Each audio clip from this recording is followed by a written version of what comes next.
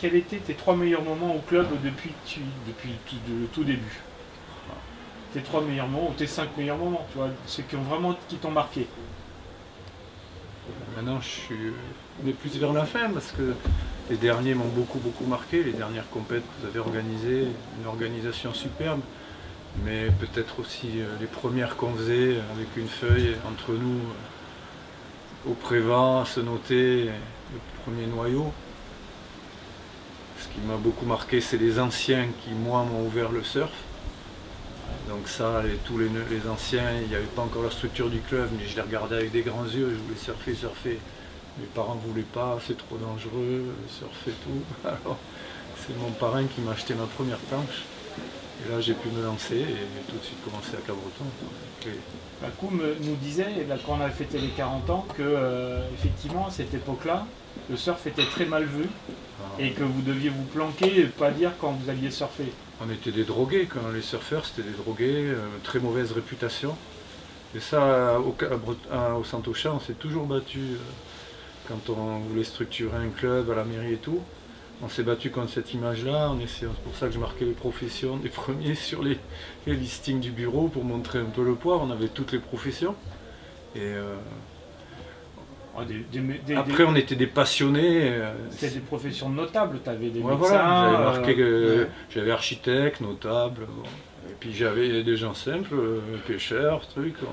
Parce qu'il n'y avait pas de profession dans le surf. C'était la joie de notre sport, c'est que il n'y a ni métier ni rien, c'était que l'amitié, quoi. Et alors, quand on avait préparé les 40 ans, vous m'aviez dit, c'est toi avec Pacou et puis quelques-uns qu'on a discuté, vous m'aviez dit qu'en fait les premières planches qui ont débarqué ici, que vous avez vues, vous en tant que jeune, qui les amenait? Alors moi j'étais très jeune et c'était ma soeur qui était au CLJ, avec mon voisin c'était Pacou. Alors c'est quoi Il y avait mon cousin qui venait. À l'époque c'était les CRS pour pas que la jeunesse justement se drogue et fasse n'importe quoi l'été. Les CRS faisaient comme un club de vacances, centre de loisirs jeunesse, et ils étaient là pour faire plein d'animations l'été. Et ils ont eu les 2 ou 3 premières planches que les gars se partageaient, puisqu'il y avait que 3 planches, donc c'était à tour de rôle. Je crois que c'était 2 au début et 3 après. Ma mémoire de tout ça, elle est un peu... Et alors c'était ces gars-là qui les ramenaient de voyage, ces planches? Non, ça c'est le CLJ qui l'avait acheté, c'était pas comme à Biarritz. Ok, d'accord. Et il y avait déjà, je pense, Pierrot Puyot qui avait sa propre planche. Il y avait un autre cousin à Puyot. Il y avait celui qui vient encore au club, là, lui qui avait aussi sa planche. C'est celui d'Anglette, là. Labatte, Jean-Philippe Labatte. Jean-Philippe Labatte. Et après, donc le CLJ, les gars ont acheté des planches. Là, ça s'est acheté beaucoup dans les championnats, c'est-à-dire que les premiers championnats qui venaient, il y avait les Australiens, beaucoup d'Anglais qui venaient. Donc on avait des planches anglaises, des planches australiennes en septembre-octobre. Les Estagnos, c'était un parking rempli de bus, de Volkswagen.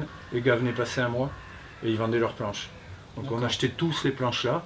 Et il y avait la douane qui nous poursuivait parce que c'était considéré comme une vente illégale.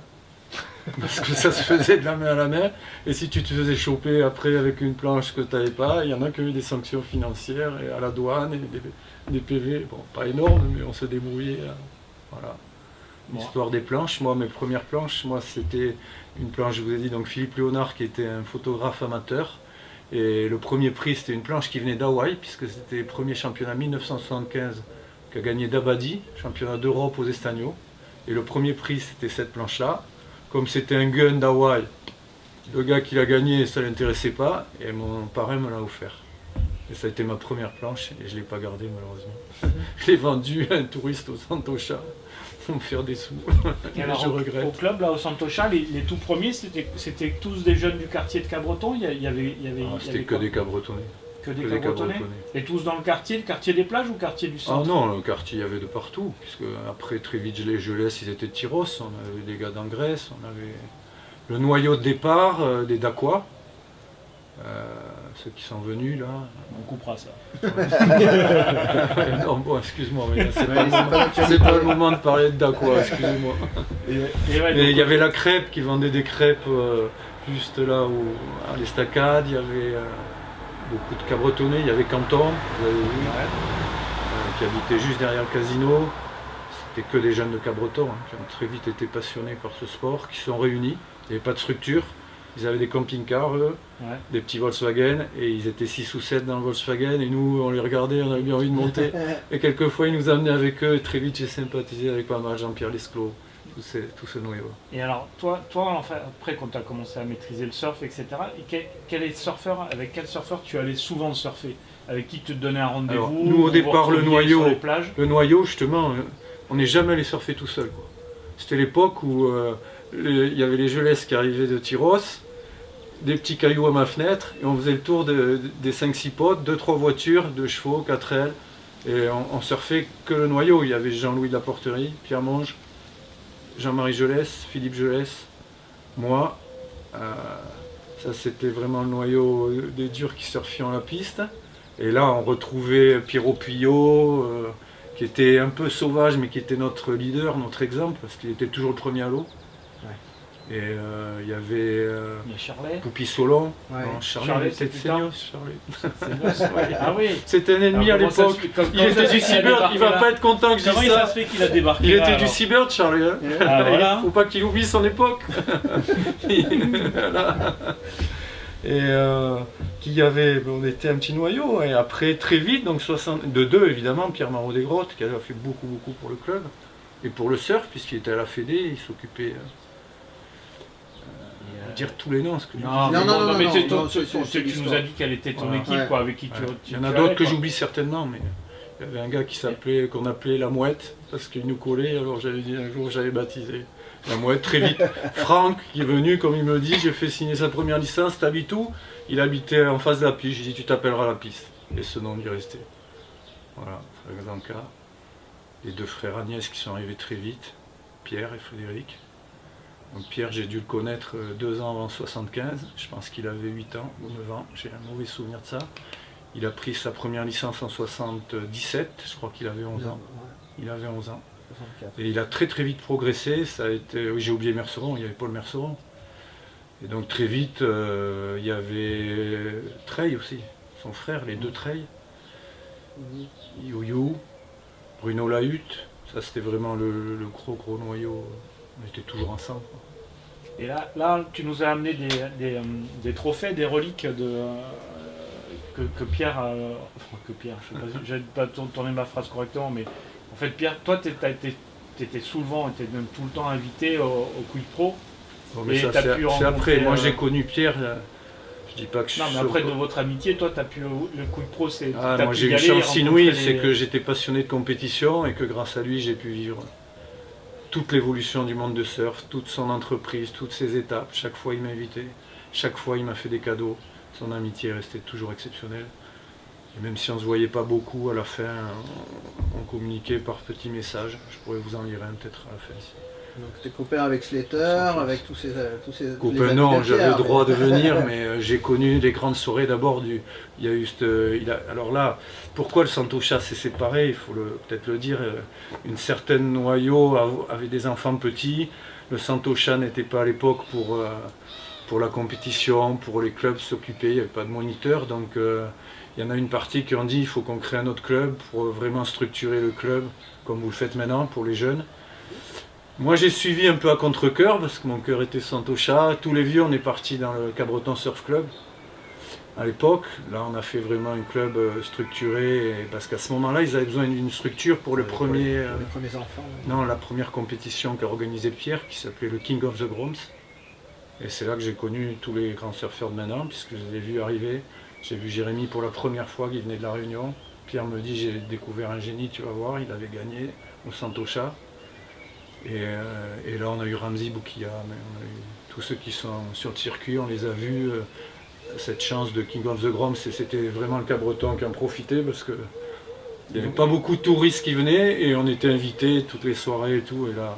Mais avant le King of the Groms, tu avais le Pro Junior. Le Pro Junior était fait avec le Santosha. C'était pas encore dans le circuit comme ça l'était aujourd'hui. Moi je suis pas un grand souvenir de ça, oui. J'ai une photo de Mickey Picon dans mon cabinet du premier Pro Junior, où c'est Mickey qui est sur l'affiche. Ouais. J'aurais pu vous la prendre en photo.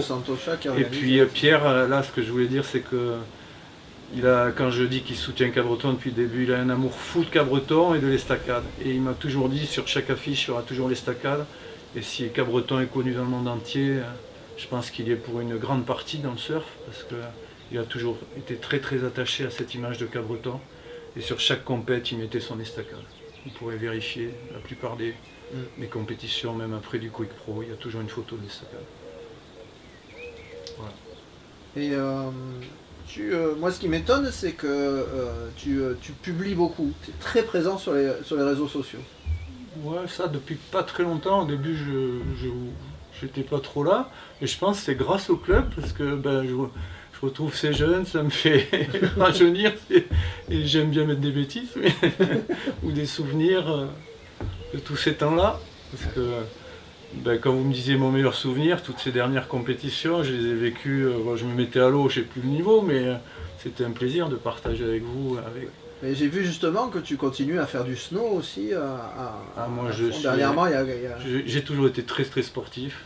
Donc à l'époque, je faisais surf. D'abord, j'ai commencé par le tennis. J'étais au sport-études tennis, puis j'ai découvert, j'étais en vacances ici tout le temps. On est rentré du Maroc, j'avais 6 ans. Mon père venait en vacances ici à Cabreton, dans une des premières maisons de son ami Léonard, qui était photographe.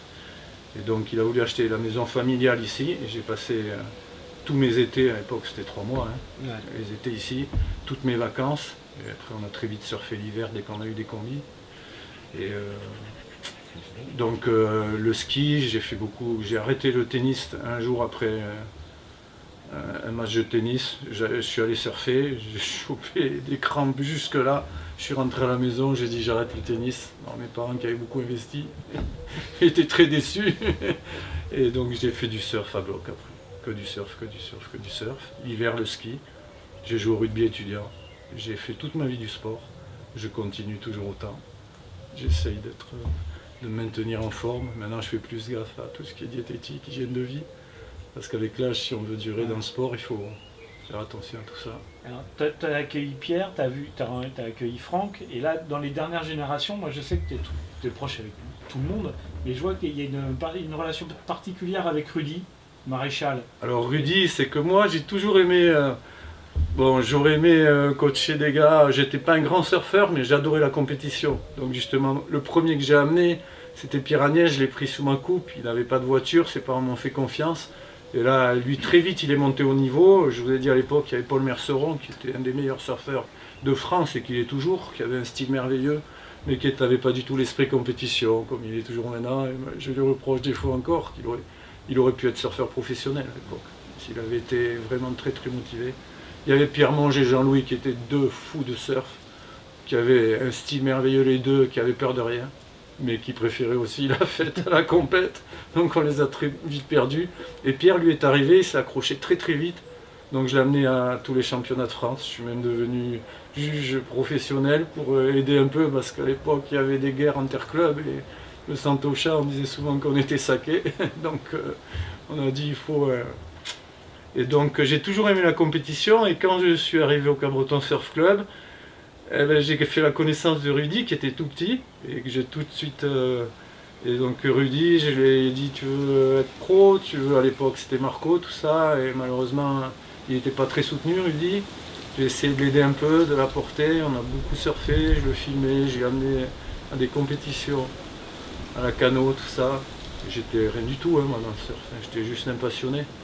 Et Rudy, pour moi il avait un style extraordinaire, j'étais un peu la Mick Fanning. Il aurait été mieux encadré, mieux poussé, je pense qu'il aurait pu aller très loin. C'est un gars que j'adore beaucoup, et je suis très très content que cette réunification ait lieu, parce qu'on puisse récupérer Rudy et toutes les qualités qu'il a. Alors justement, Rudy et Bambar, ils ont encadré là sur la dernière compète, dernière compète du week-end dernier, mais le premier tour du Crevet Tour. Tu as vu les résultats? J'ai suivi ça. Et t'en as J'ai pensé bien aimé quoi? les vidéos. C'est pas mal. C'est 4 premières places. C'est bien. Moi, mon rêve, c'est qu'il y ait un champion du monde. Pierre avait le même un jour. Bon, on a un peu Jérémy Flores, qui est presque le Cabreton par adoption, même s'il n'est pas, je pense qu'il a son cœur un peu au Santocha aussi, par l'intermédiaire de Pierre. Mais je rêve toujours qu'un jour, il y ait un Cabretonais qui soit dans le très haut niveau du surf. Donc j'espère qu'avec tous ces petits jeunes, toute cette nouvelle structure, on arrivera à... Je pense que je suis un free surfer. Moi, j'ai fait... quelques championnats de France, parce que Pierre Agnès me disait de m'inscrire. À l'époque, j'avais pas de lentilles, alors je voyais rien. C'était très dur les compétitions, et j'avais pas cet esprit-là. Mais Moi, le surf, j'ai connu, comme je vous ai dit, que c'était que de l'amitié. On surfait tous. Hein. Le premier, je vous avais dit, c'est mon voisin, Pacou, qui m'a mené. On allait à la Nord, on allait aux casernes. Bon, ça me paraissait le bout du monde. Oui. J'avais 15-16 ans. Et toujours, hein, c'est le bout du monde. Oui, Non, mais c'était comme si on partait en trip. Hein, Ouais, on ouais, surfait. On avait une vague à l'époque qui rentrait au large, je me souviens, qui était magnifique. Suivant les années, il y avait des pics qui fonctionnaient. Voilà. Tu as d'autres questions? Non. Ça, on en a beaucoup là. ouais, on a beaucoup. Ouais. C'est bon. C'est T'as bon. envie de dire d'autres choses que tu avais peut-être pensé dire et on t'a pas fait dire? Bah, sur le nouveau club, là, sur la Ouais, dont on a réunification, parlé. j'en ai parlé, voilà. Ouais. C'est bon. Après, si on peut parler du futur, parce qu'on a parlé que du passé, un peu de présent. Ouais. Je vais te poser une question sur le futur. T'as une idée, toi, Nico? Je sais pas comment ils voient le Moi, je futur. vois le futur du surf, là, je vais Non, le peut-être futur, non, le futur futur du du club. club, donc Club. avec certainement Ah ouais, non, mais alors là, un je peux Cabreton dire, est oui. champion du monde, mais Non, mais Là- déjà le futur du club, c'est cette structure que vous avez mis en place. Cette réunification, je la voulais depuis longtemps. Je me suis fâché un peu avec Luc Perrault parce qu'il n'a pas voulu. Déjà dès, je crois que c'était 2006, à la soirée chez Pierre, où je porte ce t-shirt. Une des soirées après le Quicksilver Pro France, où Pierre avait fait une des plus grandes soirées que j'ai connues de ma vie, que j'aurais jamais connues ailleurs. Il y avait tout le monde du surf, hein. Il y avait les gens de la télé, tous les surfeurs qu'il aimait, tout ça. Et il avait recréé une estacade pour prouver encore là qu'on était amené à cette soirée en petite voiture. Il venait nous chercher avec des voitures de golf. C'était une soirée. Sa mère avait vu passer un camion de fleurs arrivant de Hollande et elle s'est dit mon fils est devenu fou quand elle a vu ça. Et c'était une soirée qui a été merveilleuse. On a eu un concert de Kelly privé, très très bonne ambiance. Une table, n'en parlons pas, comme il savait nous accueillir. Donc là, j'ai dévié de votre question qui était l'avenir Non. du club. moi je vous fais couper. Est-ce qu'il faut que j'y aille? Je vais me faire engueuler parce qu'il y a. L'avenir du club, je vais te t'embrasse. dire juste ce que je pense. Non, non, Faut que j'y ouais. aille. Passe par dedans J'ai pas quand on ouvre pleuré, la c'est porte. bon. Là. Quand on ouvre la porte. Merci Céd. Désolé, faut que j'y aille, je vais me faire Ouais. défoncer.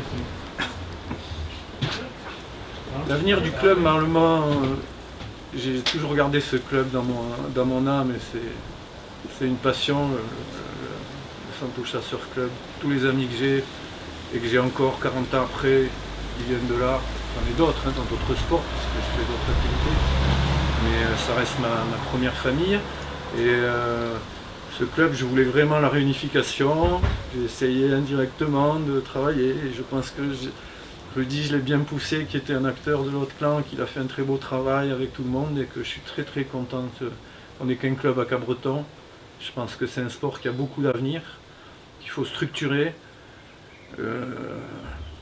Ma femme et ma fille ont eu la chance d'aller à la première compète en Australie, c'est il y a de l'année, Snapper. Et là, c'est là qu'on a vu vraiment la structure d'un club, avec un grand restaurant privé. Les gens viennent manger le week-end et mon idée que j'ai poussée à Pierre, c'était d'arriver à faire la même chose. C'est qu'il faut qu'on arrive à se financer si on veut payer des jeunes, des moniteurs. Ils méritent d'avoir un salaire correct. Donc il faut qu'on développe notre activité, on n'est pas très aidé. Les sponsors, il y en aura peut-être de moins en moins dans le surf. Donc il faut qu'on arrive à financer par nous-mêmes pour permettre un développement et permettre aux jeunes qui ont envie, qui n'ont pas les moyens de voyager, de trucs. Je vois vraiment le club comme source. Moi, je vais peut-être être critique, mais j'ai souvent pas eu l'impression que la Fédé joue un rôle de soutien pour les surfeurs qui veulent être. Et je trouve que c'est dommage parce que le club n'a pas les moyens financiers pour jouer ce rôle. Mais en structurant des grosses structures et en arrivant à trouver des moyens de financement, je pense qu'il y a beaucoup de choses à faire dans le surf pour la future jeunesse de Cabreton. Et c'est un sport magnifique et je souhaite à tous les jeunes Cabretonnais qui aiment ces surf de s'accrocher à leur passion et d'en faire un loisir s'ils aiment juste le free surf et de partager surtout avec leurs amis.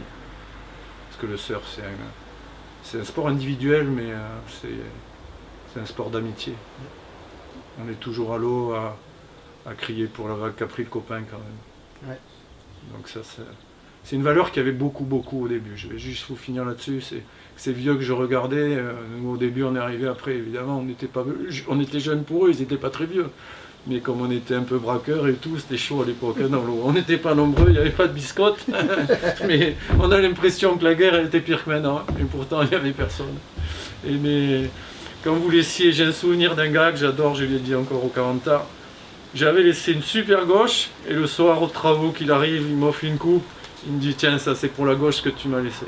Voilà, ça c'était l'esprit du surf à Cabreton dans les années du début. Et que ça continue comme ça. Mais je vois que dans les soirées actuelles du club, l'ambiance est toujours là. C'est très beau. Voilà. Cool. Merci. Super, merci Dédé. Super. Allez, Ça ça va, j'ai pas pleuré. On n'avait pas Non.